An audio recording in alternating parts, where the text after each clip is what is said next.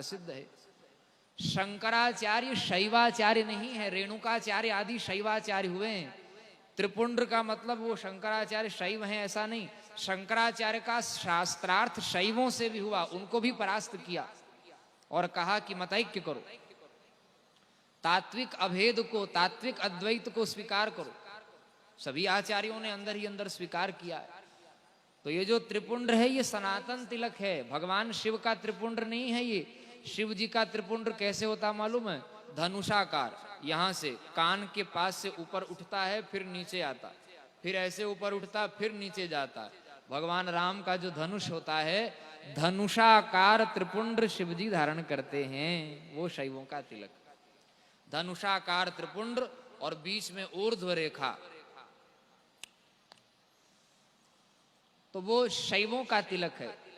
त्रिपुंड्र सनातन, त्रिभिः पुंड्रैः धार्यते इति त्रिपुंड्र, त्रिपुंड्र सनातन तिलक हैं। तो ध्यान से सुनिए, शंकराचार्य का सार्वभौमत्व क्या है यही बता रहे। वैष्णवाचार्यों ने विष्णु के ब्रह्मत्व को स्वीकार किया। एक उदाहरण दे रहे हैं, ज्यादा व्याख्या का समय नहीं है। जैसे रामानुजाचार्य जी ने कहा कि हम विष्णु को परब्रह्म मानते हैं, विष्णु लक्ष्मी को, लक्ष्मी विष्णु को।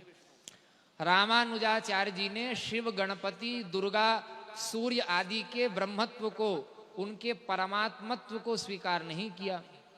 वे कहा कि परमात्मा तो विष्णु हैं, बाकी सब उनके कायव्यू हैं या देवता अंतर हैं, ऐसा कहा।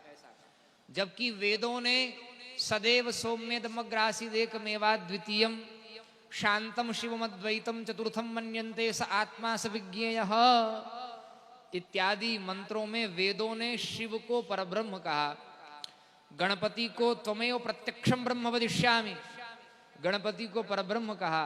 भगवती को त्वयमेव ब्रह्मात्मिका इत्यादि वेदों ने कहा।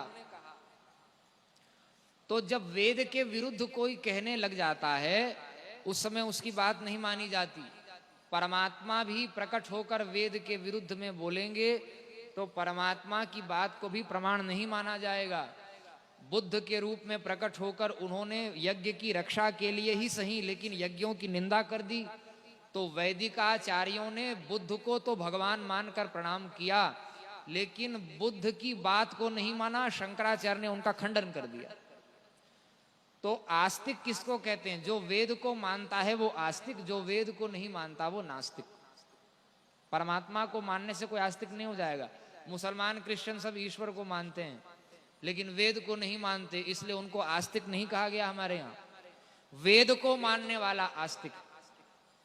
तो वेद ने जब पांचों को ब्रह्म कहा, आदित्यं गणनाथं च देवीं रुद्रं च केशवं पंचदैवतमित्युक्त सर्वकर्मसु पूजयेत्, जब वेद ने इन पांचों को ब्रह्म कहा, तो वैष्णवाचार्य, शैवाचार्य, वो अलग अलग आचार्यों ने कहा कि विष्णु ही ब्रह्म है, शिव ही ब्रह्म है, दुर्गा ही ब्रह्म है और गणपति ही ब्रह्म है, सूर्य ही ब्रह्म है। ये बात ठीक है, ये अनन्यता की सिद्धि के लिए।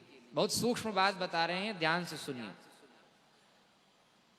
टांगे में जो घोड़ा लगा होता है ना, घोड़ा टांगे की गाड़ी होती है, उसमें ऐसे पट्टा लगा देते हैं दोनों तरफ आंख के। क्यों लगा देते हैं? ताकि वो घोड़ा जो है वो सामने देखे, इधर उधर नहीं तो बार बार घोड़ा इधर मुड़ेगा, बार बार लगाम लगाना पड़ेगा, कसना पड़ेगा उसको, फिर मार्ग में लाना पड़ेगा, फिर मार्ग में लाना पड़ेगा। बारंबार दिग्भ्रम उत्पन्न न हो, विभ्रम उत्पन्न न हो, इसीलिए एक मार्ग दिखा दिया गया और कहा कि भाई इस मार्ग में आप चलिए। इसको कहते हैं अनन्यता की रक्षा के लिए। वेद व्यास जी ने वैष्णव, भागवत पुराण, विष्णु पुराण, नृसिंह पुराण आदि में विष्णु तत्व को परब्रह्म कहा, और देवी आदि पुराणों में देवी तत्व को, शिव आदि पुराणों में शिव को। परब्रह्म तो है ही, जब तात्विक अभेद है तो सब परब्रह्म है। लेकिन एक एक पुराण में एक एक के ब्रह्म को विशेष रूप से क्यों ख्यापित किया? पांचों को ब्रह्म के रूप में मानते हुए भी तत्त देवता के पुराण में उनको सर्वोच्च, बाकी चार को उनका अनुगत बता दिया। इसका एकमात्र कारण क्या है? भगवान स्वयं पांच रूप में प्रकट हो करके जब विष्णु बनते हैं तो विष्णु के रूप में वो आराध्य बन जाते हैं, और शिव, गणपति आदि के रूप में भी वे ही प्रकट हैं, लेकिन वे वे क्या बन जाते हैं? वो उपासक बन जाते हैं। स्वयं भगवान उपास्य और स्वयं ही भगवान उपासक बन करके अपने मत का पोषण करते हैं।